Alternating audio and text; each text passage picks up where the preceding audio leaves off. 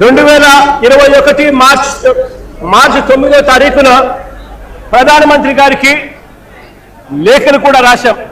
ఎట్టి పరిస్థితిలోనూ steel plant privatisation జరగకూడదు, ఈ ప్లాంట్ను నిలబెట్టగలిగే పరిస్థితికి వివరిస్తూ ఏ రకంగా చేస్తే ఈ ప్లాంట్ నిలబడగలుగుతుంది అని చెప్పి సలహాలు ఇస్తూ ప్రధానమంత్రి గారికి లేఖ కూడా రాశాం.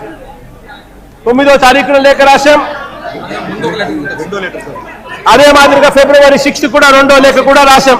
ఫిబ్రవరి 6 కూడా రెండో లేఖ కూడా రాశాం. 2 లేఖలు ప్రధానమంత్రి గారికి రాశాం. ఫిబ్రవరి 6, మార్చి 9. దీని తర్వాత మేలో 2021 మేలో ఏకంగా అసెంబ్లీలో తీర్మానం చేశాం. ఇది అసెంబ్లీలో తీర్మానం చేసిన మినిట్స్.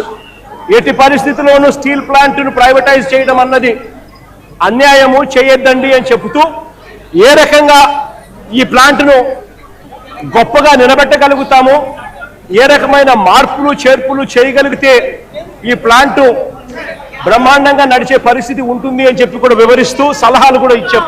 ఇందులో భాగంగానే అప్పట్లో సార్ ఓవరాల్గా అక్కడ చెప్పేది ఏంటంటే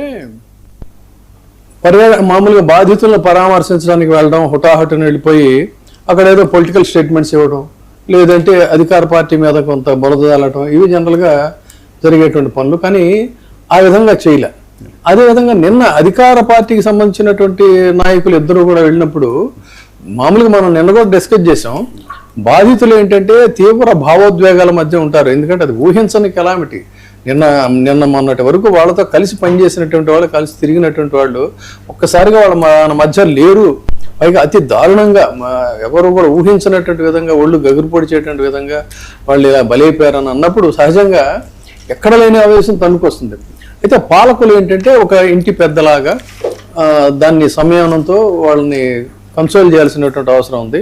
కానీ వాళ్ళ మీద ఇది చేసిన కుటుంబ సభ్యులు అంటే అబ్సల్యూట్లీ కార్మిక లోకం అంతా ఒక కుటుంబం, కర్షక లోకం అంతా ఒక కుటుంబం. దాంట్లో ఎవరిదైనా కూడా కుటుంబ సభ్యులు పోయినట్టుగానే అంతకంటే ఎక్కువగా కూడా ఫీల్ అవుతారు. ఎందుకంటే వాళ్ళ